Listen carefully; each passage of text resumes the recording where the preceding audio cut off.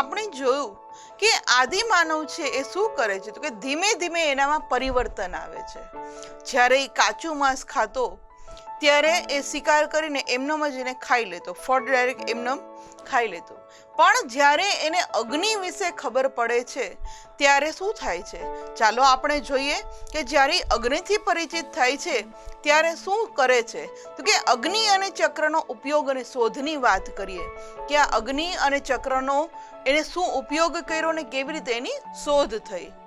હવે દક્ષિણ ભારતની અંદર હમણાં જ આપણે વાત કરી હતી કે ભારતની અંદર બે મહત્વના સ્થળો મળી આવ્યા.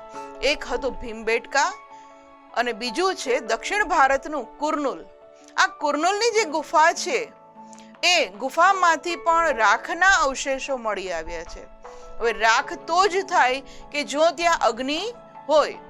એટલે આપણે કહી શકીએ છીએ કે આદિ માનવ જે અગ્નિથી પરિચિત પણ સમય જતા થયો હતો.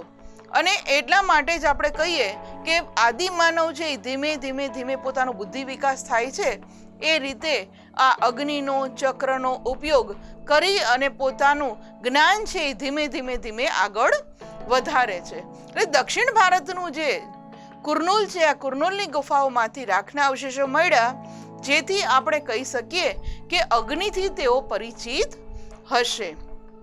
હવે અગ્નિનો પરિચિત ક્યારે થયો હશે તો કે આજથી 11,000 વર્ષ પહેલા માનવી અગ્નિનો ઉપયોગ કરતા હતા. આગળ વાત કરીએ આ અગ્નિ વિશે તો શું ફાયદો થયો આ લોકોને, આદિમાનવોને અગ્નિ મળી તો શું ફાયદો થયો? તો પેલો જે ફાયદો છે એને એ થયો કે એક તો એનું રક્ષણ થવા લાગ્યું. કારણ કે જેમ એ કોઈનો શિકાર કરતા તો એ જમાનામાં પણ હિંસક પશુઓ હતા જ.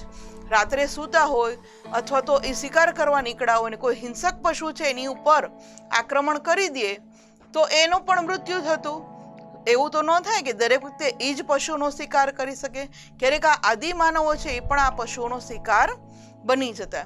બીજી વાત કે જે કાચું માંસ ખાતો આ કાચા માંસમાંથી પોતે માંસ પકવીને ખાતા શીખ્યો. જે ફળ ફૂલ જે કંઈ ઉપયોગ કરતો એને પણ એ પકવતા શીખ્યો હતો. ત્રીજી વાત, આપણે જે દુનિયામાં રહીએ છીએ ત્યાં આપણે ઋતુ પરિવર્તન જોઈએ છે તો ત્યારે પણ ઋતુ શિયાળો, ઉનાળો ને ચોમાસું આવતું જ હશે.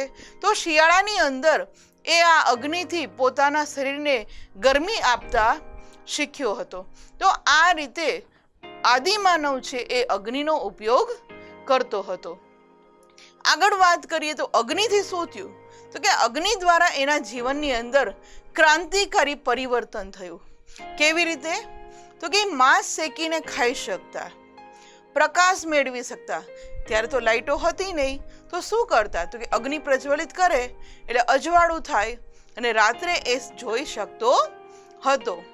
જંગલી પ્રાણીઓથી પોતાનું રક્ષણ કરવા માટે પણ એ અગ્નિનો ઉપયોગ કરતો હતો. રાત્રે જ્યારે સૂઈ જાય અને ત્યાં જો અગ્નિ ચાલુ હોય તો જંગલી પ્રાણી છે એ ત્યાં આવી શકતું નથી અને એને મારી નથી શકતો. એટલા માટે આખી રાત પોતે શું કરતું કે જંગલી પ્રાણીઓથી બચવા માટે પોતે અગ્નિની આજુબાજુમાં જ સૂઈ જાય કે જેથી કોઈ પ્રાણી છે એની ઉપર આક્રમણ કરી શકે નહીં, એને મારી ન શકે.